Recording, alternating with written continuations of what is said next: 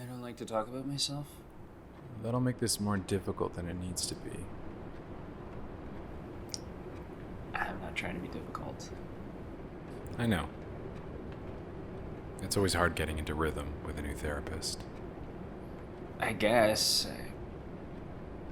I'm not gonna sit here and say that I'm glad Dr. Hill left, but I'd be lying if I said she was helping much. Now, why do you say that? Because I'm anxious. All the time. Are you worried about anything in particular? Your girlfriend? I don't have one. What about your job, then? It's fine. No one really likes their job anyways. You don't sound convinced. I'm not. I don't care that much. My job's fine. Everything's fine. That's why I don't get why I can't sleep. What do you do before bed? Nothing strange. I read a book or an article online. I'm less anxious then because I'm distracted.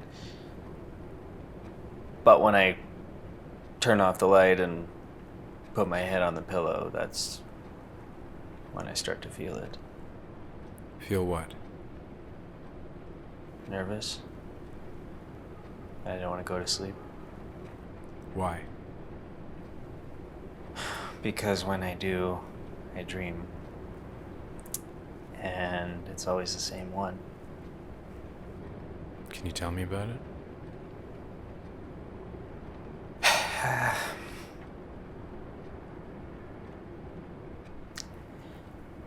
It always starts the same. I lay back on the pillow and look up at the ceiling. I'm tired, close my eyes, and when I open them, I'm not in bed anymore. I'm in a chair in my backyard staring through the window into my house. I can't move from this chair. I'm not tied to it, but even if I want to stand up, I can't, as if I'm magnetized. Like all my weight is driven through the chair and into the ground. All I can do is stare at my home and watch my empty kitchen with the lights on. And then what happens? And then everything goes dark for a second. And when I can see again, there's someone inside my home. Me. I'm not doing anything. I'm just standing there next to the island. I can't really see my hands, but it doesn't seem like I'm doing anything. And then I come up to the window and stare outside. Just stare. Not moving.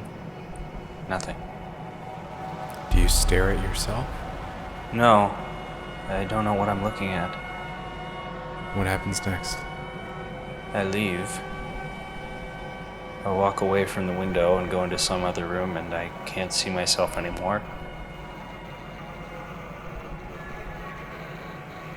I just keep sitting there in the chair in the yard.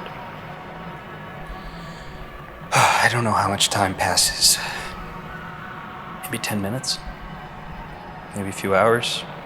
But I eventually come back.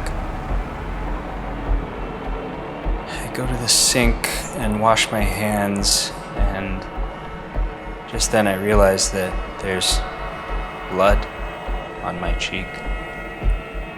Not much, but enough. I turn off the sink and walk over to the window, and I can still see some blood on my shirt. Something terrible has happened. And what do you do with the window? I look out again. This time I see myself staring right at me. And I open the door and come outside and start walking towards me.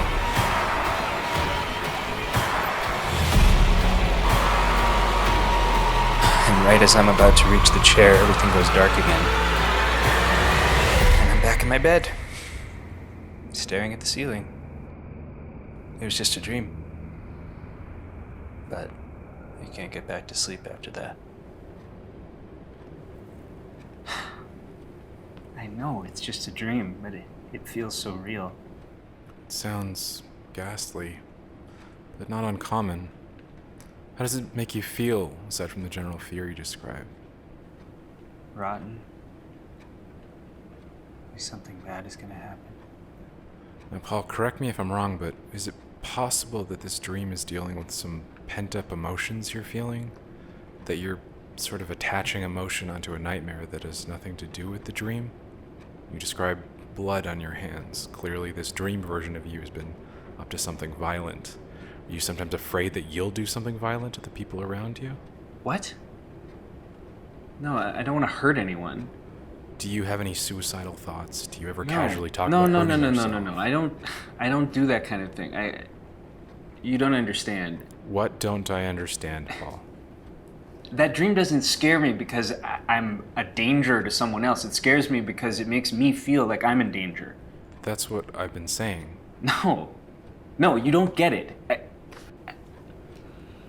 I'm not crazy. I'm not. But that dream that I have every night when I try to go to sleep, makes me feel like one day I'm gonna come face to face with someone who looks just like me, but they're covered in blood. That this person will have done awful things, but I won't be able to tell anyone that it wasn't me who did them, because no one will be able to tell us apart. It's a highly irrational fear, Paul. There's only one of you. I know, but I can't help but feel like that's not the case.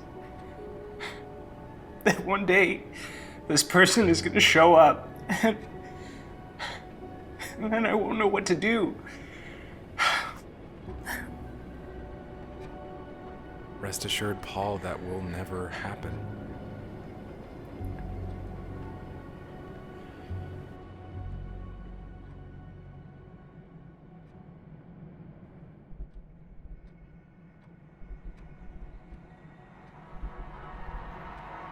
Doc?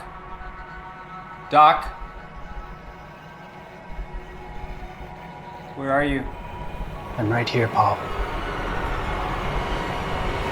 I've always been right here.